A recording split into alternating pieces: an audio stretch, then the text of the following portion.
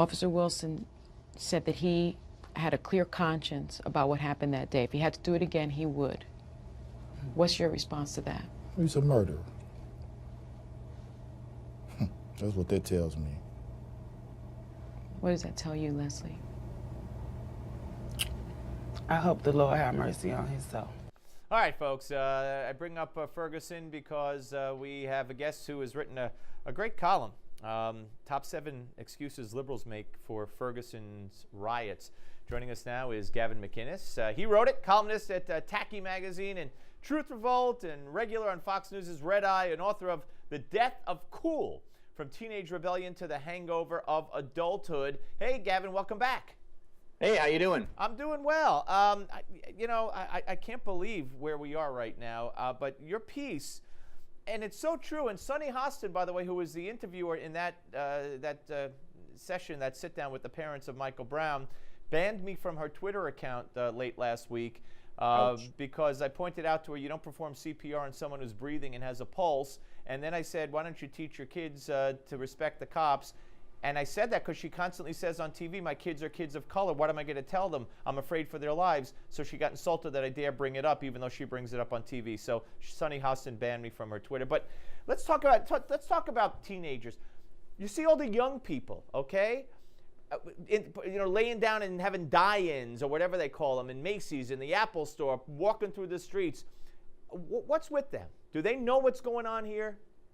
I think what people aren't understanding is Black America, especially adolescents, and white America could not be farther apart. You might as well be having a die-in for some Amish dude who fell into a scythe while they were cutting grass. I mean, these guys have a totally different view of America than these white middle-class college kids have, and they're pretending they're unified in this front. The black kids in Ferguson hate the establishment. They hate white people. There was a great interview with this dude, this Jewish guy named Ami, went in there and talked to black kids, and they were all saying white people are the devil. And they are furious. And I blame liberals to a certain extent for telling them and creating this ethos where there's no hope, there's no future for black kids. Basically, they're like Johnny Rotten in the punk days saying there's no future for you. And these guys end up with this terrible attitude. Now, the white middle class kids, they're just playing, they're posing, and they don't really have, a justice agenda. There was a white girl who was just shot by a cop. They didn't care about him. Or what about the Asian dude, the Asian rookie here in New York who just shot a black kid? No one cares about that because it doesn't fit this college narrative.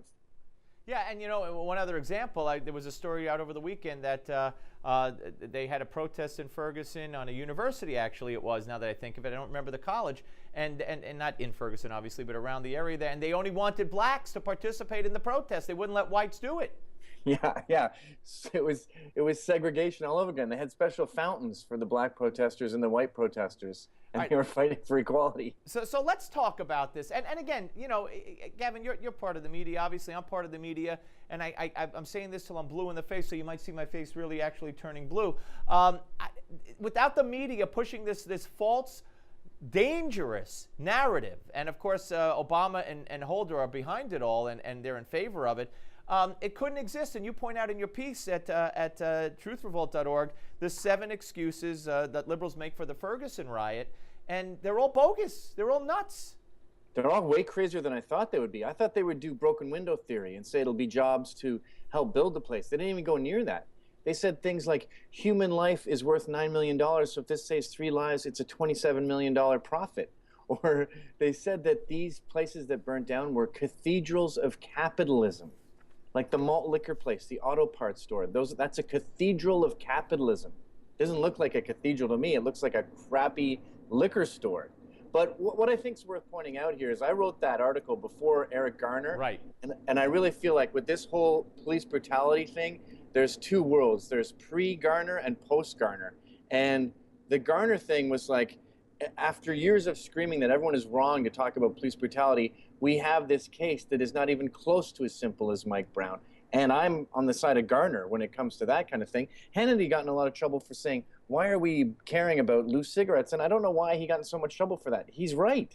It is a ridiculous law to enforce. It's not a Mike Brown case at all. No, it's not a Mike Brown case. But first of all, if the police are going to arrest you, you don't stand there and make your case and say you're not going to touch me because it's loose cigarettes. And we'll continue. We're coming back with Gavin McInnes for part 2. I want him to hear a couple of sound bites and weigh in on them as well. We're coming back on the Steve Malzberg Show.